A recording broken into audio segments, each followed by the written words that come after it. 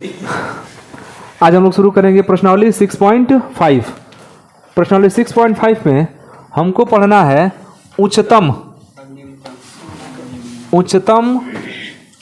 तथा न्यूनतम मैक्सिमा तथा मिनिमा, मैक्सिमा एंड मिनिमा।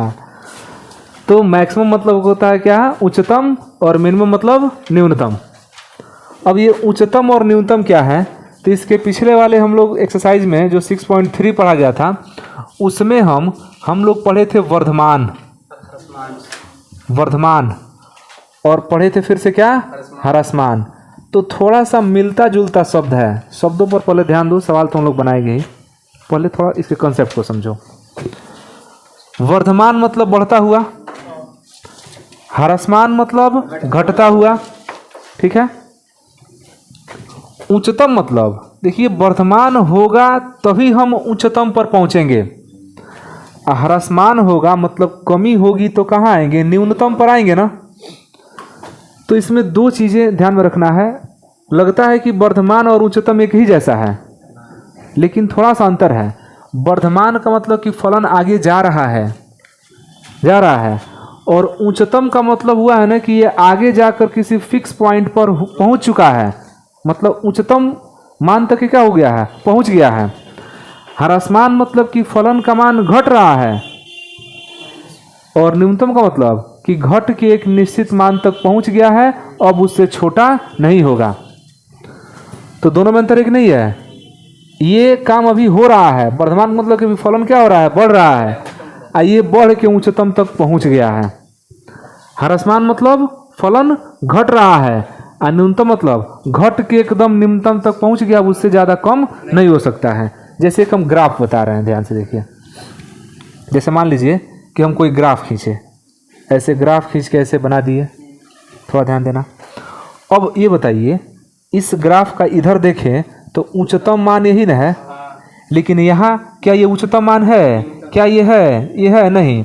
हम ऊपर जा रहे हैं ना, तो हमारा वर्धमान हो रहा है, फलन क्या हो रहा है, बढ़ रहा है, मतलब हम वर्धमान की श्रेणी में हैं। लेकिन जब यहाँ पर पहुँच जाएंगे ना, तब वर्धमान नहीं है।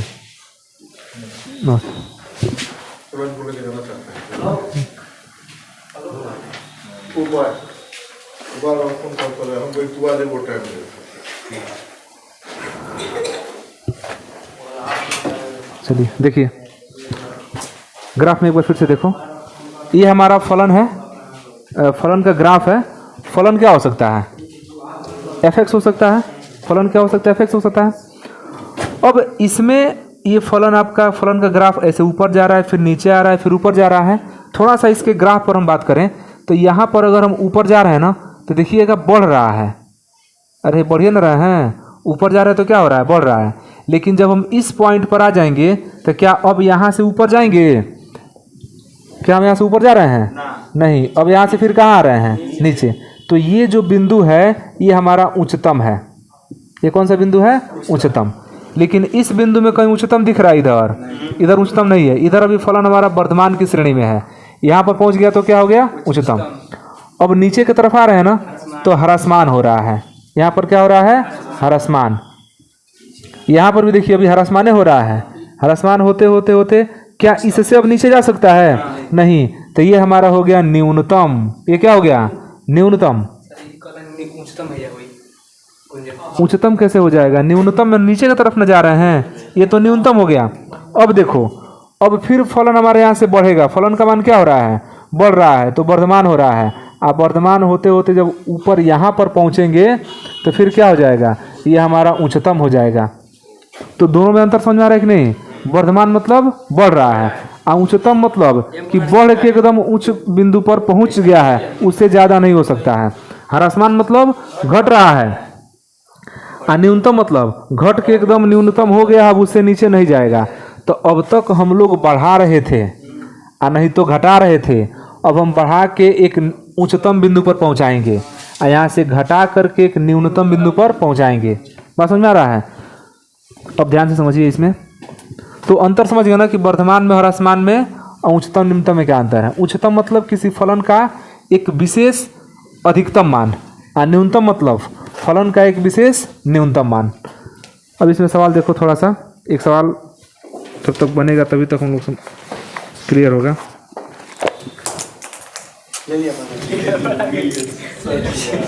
जो हमारा है वो हमारे पास आएगा, और जो हमारा नहीं है वो हमारे पास नहीं आएगा।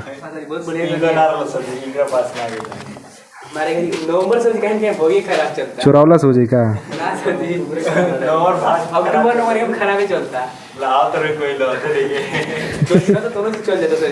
तो तुम चोरी छोड़ दो, चोरी नहीं कर, चोरी ना करे सर, हम मांगी ले बाबा से लेवल पैप मांगी तो देख को रख दूं, ऐसे रखिए देंगे अगले को बैठे में रख लेंगे। चलिए एक हम लोग सवाल देखते हैं इसका। पहला नंबर क्वेश्चन है, अब बिल्कुल ध्यान से समझना, सुनो। और ये जो नियम हम बता रहे हैं, नियम क्या है, विधि है। इस विधि को हम लोग लास्ट सवाल तक उपयोग में ले आएंगे, और यहाँ से, हाँ एक ही विधि है, उसका लास्ट तक उपयोग होगा, और यहाँ से बोर्ड एग्जाम में एक क्वेश्चन एकदम हर हाल में पूछेगा ही पूछेगा।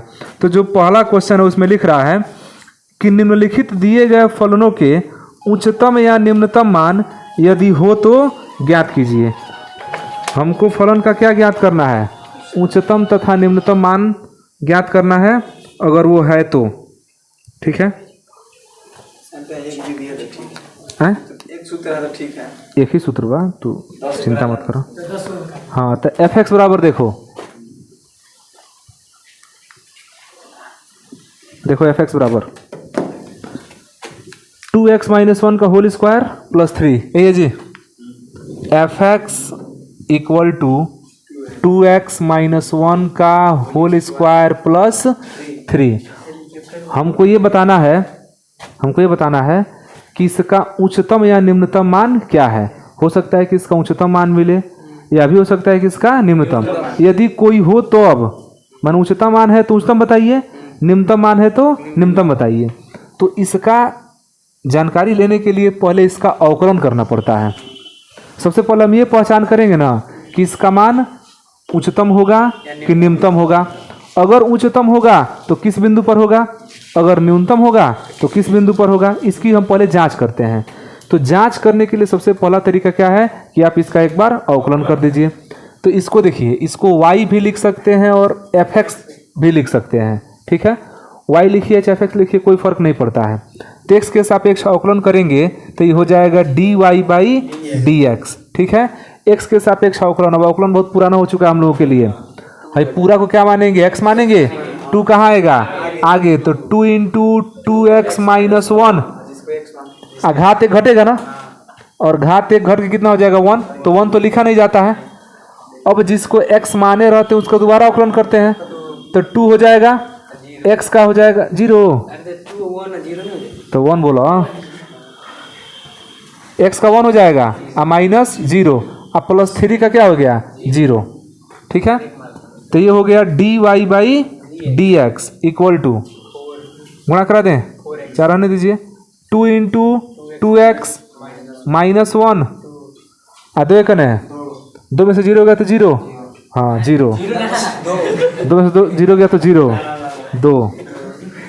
इतना फोकस मत करो, ढेर फोकस हो जा रहा है। तो dy/dx इक्वल टू 2 दूना तो 4 और 2x - 1, ये तो हम लोग का अवकलन हो गया। अब एक नियम याद रखना, नियम यह है कि जब फलन उच्चतम हो या निम्नतम हो तो उसके लिए इस अवकलन का मान 0 होता है। माने उच्चतम होगा तब भी dy/dx 0 होता है, निम्नतम होगा तब भी dy/dx क्या होता है 0 होता है। तो दोनों में से कोई एक है ना, तो हम यहाँ पर लिखेंगे इस तरह से, उच्चतम या न्यूनतम, न्यूनतम के लिए थोड़ा देखना, मंत्र पूरा है कि मंत्र है, आधा है जी, न्यूनतम के लिए तो कोई दला, अच्छा निम्नतम लिखा है, ओ न्यूनतम चाहे निम्नतम एक ही ना है, कोई बात नहीं, चलो हम उन्हें लिखते हैं निम्नतम, निम्नतम, ठीक बा। अब अवकलन कितना हो जाएगा 0, मतलब dy/dx इक्वल टू 0, मतलब यही ना 0 होगा। तो 4 × 2x - 1 इक्वल टू 4 गया नीचे, तो 2x माइनस 1 इक्वल टू 0। तो 2x बराबर 1, x बराबर 1/2। अब x का मान कितना निकला? अभी भी हमको नहीं पता चला है कि फलन उच्चतम है कि निम्नतम है। तो इसकी जांच करने के लिए हम एक बार पुनः इसका अवकलन करेंगे, एक बार पुनः अवकलन करेंगे। तो पुनः क्या हो जाएगा? d2y/dx²। ठीक है, अवकलन कीजिए पुनः। 4 तो जैसे है वैसे रहेगा, इसमें तो कोई बात है नहीं। अंदर अवकलन कीजिए तो 2 वैसे ही रहेगा, x का 1 हो जाएगा, तो 2 × 1 माइनस 0, 2 × 2, 2 अंदर बचेगा, 4 दूना।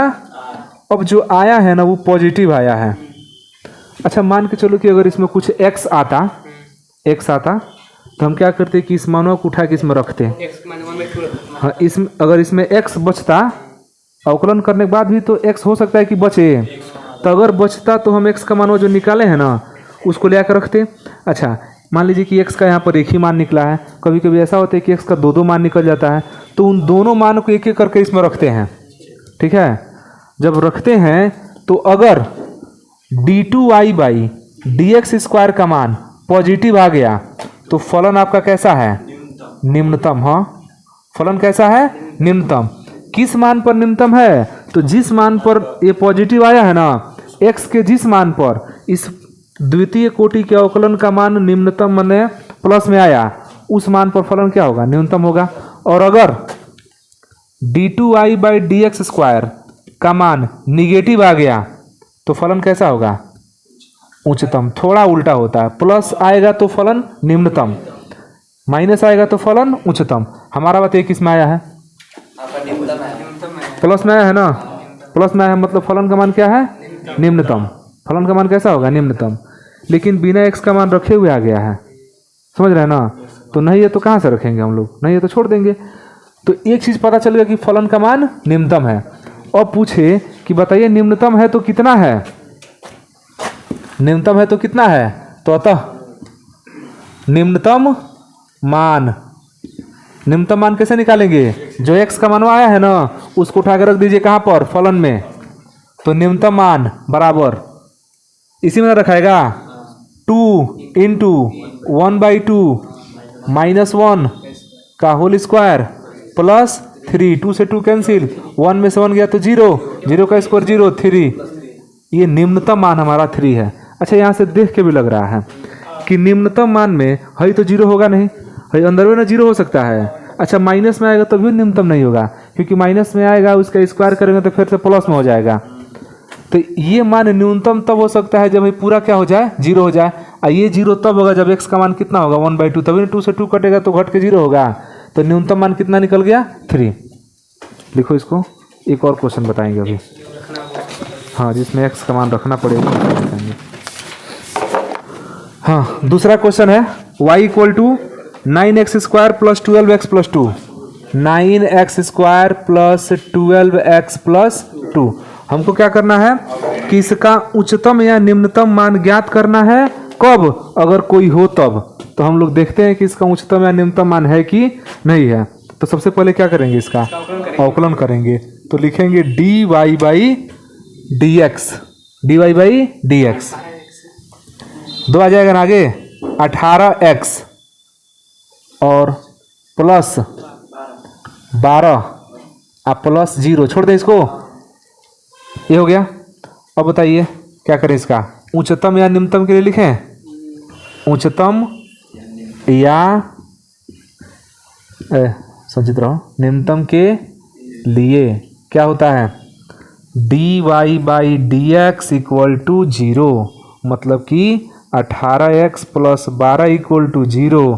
तो 18x बराबर माइनस में 12, x बराबर -12/18, 6 दूना 12, 6 3 18, x बराबर -2/3। ये मान निकल गया। अब हम क्या करेंगे? अभी भी नहीं पता है कि उच्चतम है कि निम्नतम है, तो एक बार पुनः अवकलन करेंगे। तो लिखेंगे पुनः क्या? तो d2y/dx² बराबर, देखिए पुनः अवकलन करेंगे ना तो फिर यहाँ पर बचेगा 18। कितना बचेगा? 18। x का अवकलन कितना हो जाएगा 1, तो 18 गुणे 1 और प्लस 12 का अवकलन 0। फिर से देखिए ये 0 0 18, फिर हम लोग का आ गया देखिए पॉजिटिव। तो जब पॉजिटिव आया तो फलन कैसा है, निम्नतम है। अब निम्नतम में कितना है इसको निकालने के लिए फिर x का मनवा क्या करेंगे, इसमें रख देंगे। तो लिखेंगे अतः, लिखो नहीं, अतः फलन निम्नतम है। तो फलन निम्नतम है तो इसका निम्नतम मान निकाला जाए। इट इम्प्लाइज दैट निम्नतम मान कितना होगा, निम्नतम मान x का मान रखिए 9 हो गया। तो 9 व गुणे 2/3 का स्क्वायर है, 4/9 लिख दें, 4/9 स्क्वायर कर देते हैं, 4/9 प्लस 12x, x का मान -2/3, तो 12 x का मान -2/3 प्लस 2, ये कट गया 4, 3 चौके 4 दूना -8 प्लस 2, तो 4 2 6, 6 में से 8 गया, तो फलन का न्यूनतम मान कितना आ जाएगा -2। पिछले सवाल जैसा तो एकदम सेम है, मिला दें गुंजन लिखोगे? ना ठीक है बनाओ।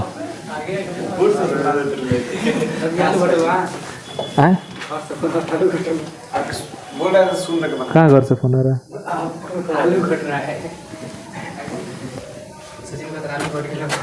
घर से नहीं था, कहीं दूसरा कोई था, कंपनी वाला फोन कर अकाउंट फुल हो गया, दूसरा अकाउंट खोलवा के पैसा जमा कीजिए। दूसरा अकाउंट में क्या करती है, हमारे अकाउंट में नहीं है। हाँ अच्छा, एक दूसरा देखिए, एक और देखते हैं हम लोग। इसमें देखिएगा चौथा, इसका चौथा, तो g से क्या मतलब, हम उसको y मानेंगे, ठीक है।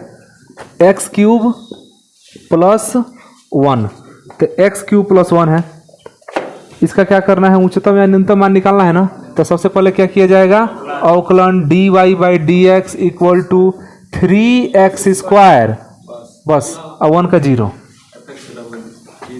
तो हम यहाँ पर लिखेंगे कि उच्चतम या निम्नतम मान के लिए dy/dx = 0 होता है, और dy/dx है कितना जी, 3x² बराबर, तो यहाँ x बराबर से 0 आ गया। अब दोबारा अवकलन कीजिए, पुनः d2y/dx², दोबारा अवकलन करेंगे ना, तो 2 तिहाई 6x होगा। इसी में ना ही मानवा को लेकर रखना होता है, तो d2y/dx² कितना पर, तो x = 0 पर, x = 0 रख देंगे ना, तो है मानवा कितना आ जाएगा, 0 0 होगी। द्वितीय जब दूसरे का अवकलन हम किए तो 6x आया ना, और x का मान क्या रख दिए, x का मान 0, 6 गुणे 0, तो मान कितना आ गया, 0। अब 0 है तो ना तो ये निगेटिव है ना ही पॉजिटिव है, तो ना ही ह्रासमान, ना ही उच्चतम है और ना ही निम्नतम है। अगर प्लस आता तो कहते निम्नतम है, माइनस आता तो कहते क्या है, उच्चतम है। तो इस तरह से बनाएंगे इसको, तो एक बार और इसको बनाओ। अब एक एक लाइन पूरा सवाल बनाना है, एक एक करके, एक बार फिर से, और कल देखा जाए, ठीक है। 6.5